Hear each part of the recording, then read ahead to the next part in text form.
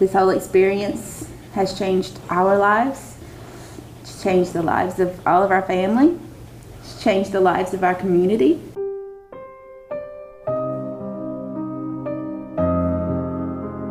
Evie was the kid that was involved in everything. She did everybody's work for them at school. She did all their coloring because she could stay in the lines and other kids couldn't. She started having headaches, and we took her to the doctor one day thinking that, she had a sinus infection, and he treated her with antibiotics, and after the round of antibiotics were done, she still, was having a headache. They went and did a CT scan, and he called and he said, "You need to go to Birmingham."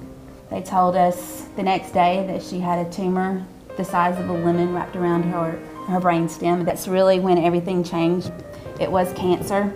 And they told us that she had had a traumatic brain injury. And the doctor came out from surgery and told us that, he wasn't real sure if she was going to make it through the first 24 to 48 hours. And for us, to kind of prepare. And that was a hard day. I told Troy, I said, I'm not leaving without her. So I never went home. It was hard on the boys because they only got to come up on weekends, and she was in ICU until the middle of January. And the kids weren't allowed to go in and see her. They let them go in and see her on Christmas Day. That was their Christmas present, was getting to be able to see their sister. When I met Miss Trudy and Mr. Lee that day up there, which, I just, felt something when I first laid eyes on them. And after seeing my little girl come out, which I know her love for animals, and then the way she sees these dogs come around, the way she smiles, and, she just, that to me, it was a wonderful feeling. Seeing them 2 days of the week, every week, was, wonderful. They're kind of like Evie's grandparents that live in the north now, We become just a little part of the family when we start meeting them and interacting with them.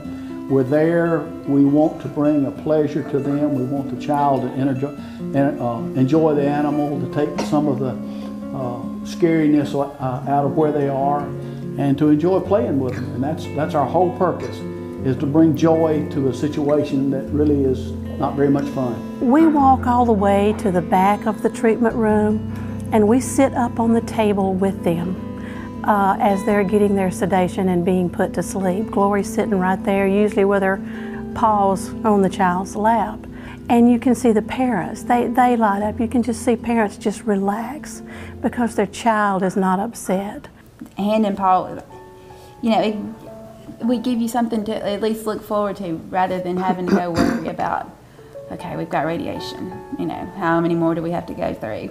What's today going to be like? You didn't have to worry about all that stuff because you had a dog there that, they don't care what you're going through, They just love you. So, anytime we talk about what she's been through, we always talk about the dogs, don't we? Because we love the dogs. And we think that every place there is, every hospital, every clinic needs these kind of dogs, because you just get that peaceful feeling when you get around them. They're so smart, they're so loving, and it's a great program, a wonderful program that helped us get through a really, really tough time in our lives.